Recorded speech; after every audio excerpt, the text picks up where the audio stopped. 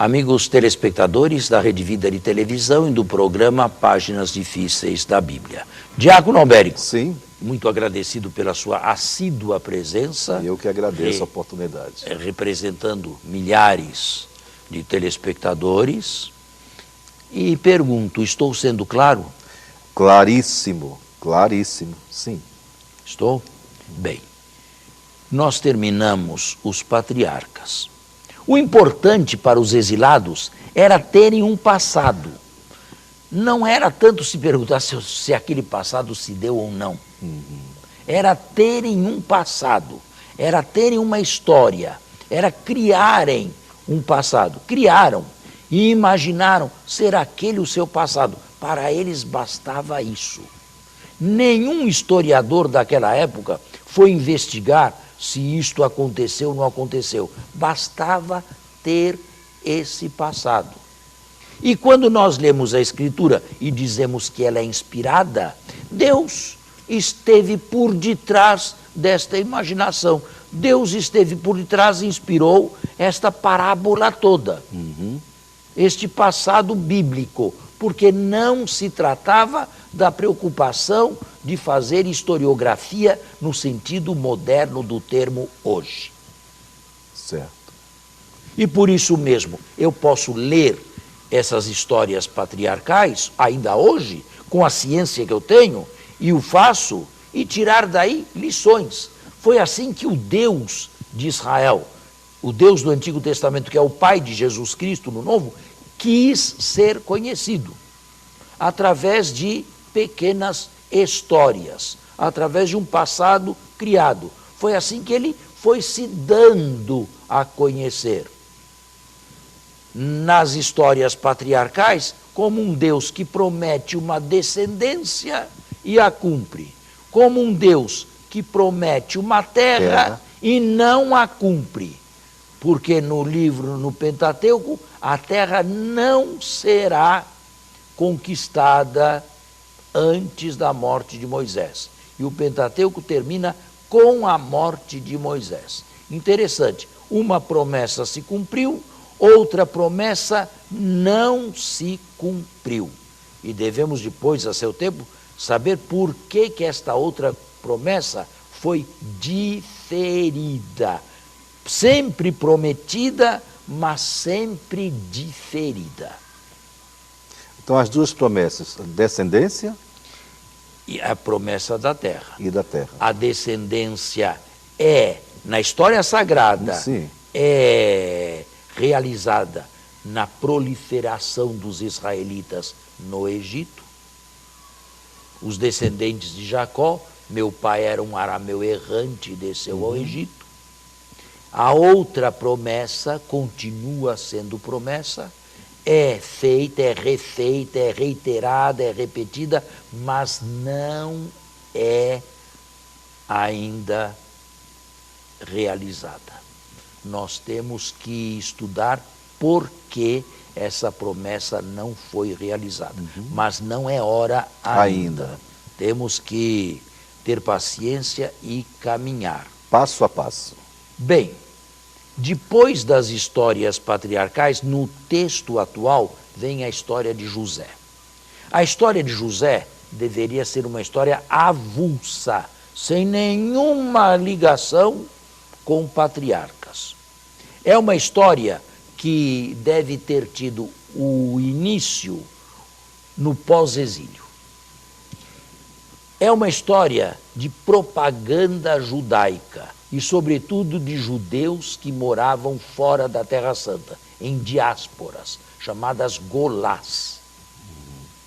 Vejam, é um herói, não é uma história real, é um herói que não tem nenhum defeito, é um herói que não tem nenhum pecado, é um herói que é casto, que não se deixa levar pela concupiscência da mulher do sacerdote no Egito. É um herói que perdoa as ofensas dos seus irmãos, não se vinga. Mas é uma figura de Jesus, né? Pois José é, muito é uma forte. figura santa. José do Egito é uma figura santa. E esta história tem características. Primeiro, ela tem enredo. As histórias de Abraão, Isaac e Jacó não têm enredo. Aí se vê que os fragmentos eram soltos e foram colocados em sequência e ampliados. Mas não tem enredo. E a prova está que você pode ler um texto de Abraão sem se perguntar pelo que vem antes e pelo que vem depois. Mas na história de José não dá para fazer Começo, isso. meio, fim. Teve enredo, começo, meio e fim. Deus não aparece nessa história como aparecia na história patriarcal, falando com Abraão, falando com Isaac, falando com Jacó. Deus não aparece. Deus está sempre ausente. E nessa história, cada ator coloca tudo o que quer, de bom e de mal. Os irmãos de José fazem com José o que bem entendem. E José não pode fazer nada. É pego, é posto numa cisterna, é tirado da cisterna, é vendido a ismaelitas que iam para o Egito, vai para o Egito, para um país estrangeiro, e lá não terminam as suas peripécias, porque é vendido como escravo e vai parar numa cadeia. Tudo isso acontece com o santo José. Mas depois que vem libertado, se torna o vizir do Egito, o segundo abaixo do faraó, com títulos que realmente existiram, mas não numa única pessoa. Era a mesma coisa que dizer que uma única pessoa era no Brasil governador de estado, deputado, senador e prefeito. Os cargos todos existem, mas não na mesma pessoa. Entendi. Aqui são todos colocados na mesma pessoa de José, vizir segundo depois do faraó. É aquele que dá conselhos ao faraó. É aquele que dá os conselhos mais sábios ao faraó. É aquele que entrega todas as terras particulares ao faraó. Ele que interpreta os sonhos também, é isso? Interpreta, e por causa disso foi elevado.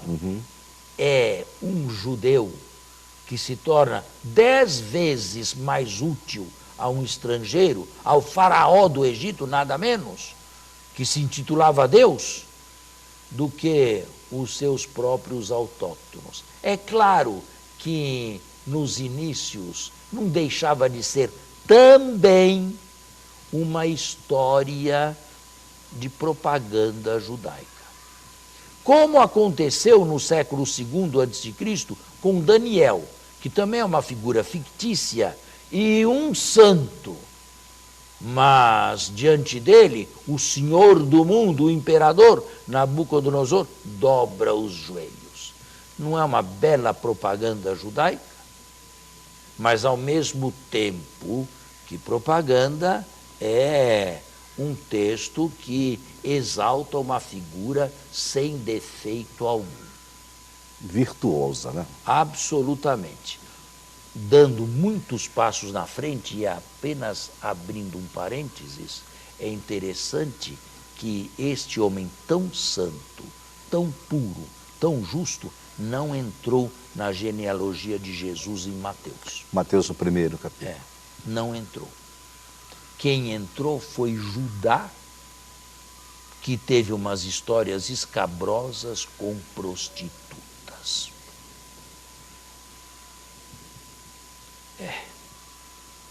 Veja, quando era ainda sacerdote católico na Suíça, um dos reformadores quis fazer um comentário ao Evangelho de Mateus. E se apoiou nisso, não José, mas Judá, o antepassado, para mostrar que diante de Deus não valem os merecimentos. Vale a pura graça, o que era uma das colunas da reforma protestante. A pura graça sem os merecimentos. o virtuoso José fica de fora e Judá, o aventureiro, entra na genealogia. Certo? Certo. Bom, fecho parênteses e volto à história. No pós-exílio, essa história avulsa de propaganda judaica no exterior foi colocada entre as histórias patriarcais e a saída do Egito. Por quê? Porque era preciso justificar o êxodo. Se houve saída, na história sagrada, se houve saída, deve ter havido entrada também. E então a história de José do Egito foi arranjada para ser a história da entrada de asiáticos, de israelitas, de proto-israelitas no Egito, atraídos pela exuberância e pela fertilidade do rio Nilo. Gente pacífica. E então a história passou a servir de ponte entre os patriarcas e o êxodo mosaico. Fica bem lógico, não? A necessidade do povo ir até lá, a questão da fome, né?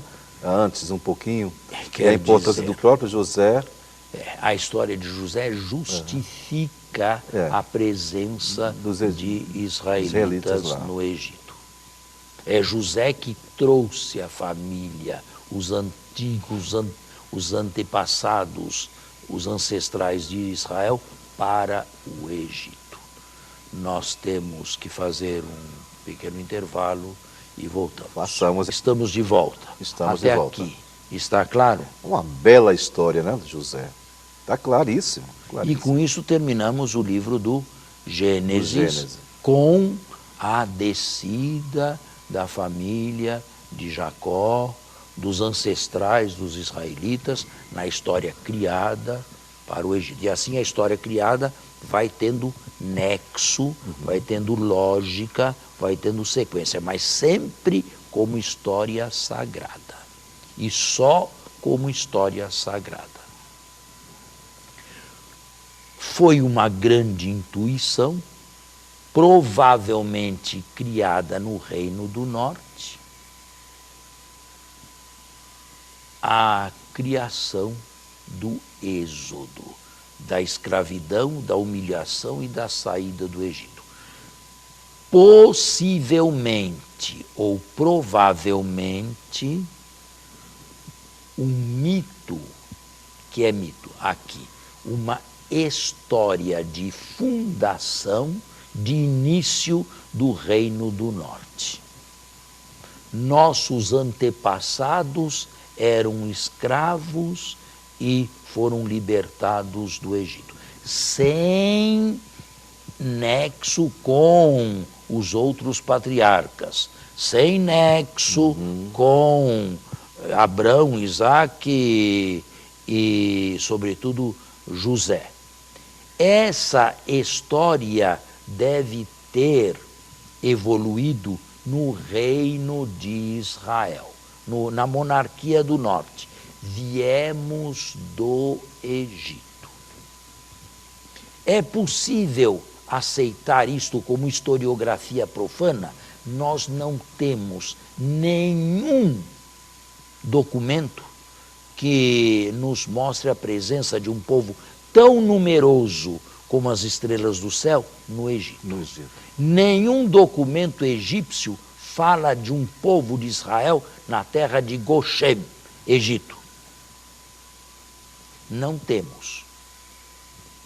É possível que alguns fugitivos tenham burlado as patrulhas de fronteira do Egito no norte da península do Sinai e tenham atravessado aquela região pantanosa e tenham encontrado guarida no reino de Israel, o reino do norte. E assim é possível. Estou no reino das hipóteses, e hipóteses não verificáveis.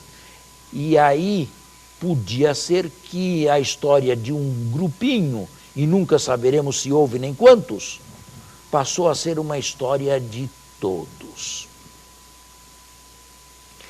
Quando Israel foi destruída em 722, muitos israelitas que não queriam viver sob domínio da Assíria imigraram para o Reino do Sul, governado naquela época por Ezequias, e foram aceitos. Jerusalém ficou inchada de israelitas. Terminava, isso já falei aqui, mas repito, terminava para sempre um Israel político, um Israel histórico. E nascia, ao mesmo tempo, o nome Israel bíblico, o nome Israel religioso, assumido pelos do Sul, que se intitularam israelitas. 722. Depois que imigraram para o Sul. Os sulistas herdaram e trocaram de significado o título, o nome antes étnico e de uma nação, Israel. E israelitas passaram a ser eles, os judeus. É interessante fazer ilações, porque Jesus, que tinha a consciência de refundar Israel, de criar um novo Israel, escolheu 12, por causa das 12 tribos, mas escolheu todos os 12 judeus. E por que disse que Jesus pertencia à tribo de Judá? Porque era judeu. A tribo de Judá existia. Judeu, tribo de Judá. Porque era da tribo de Judá. Mas escolheu 12 judeus, porque esses 12 judeus representavam o Israel ideal. Fechamos o parênteses e voltamos. Esta história de saída do Egito parece que antes de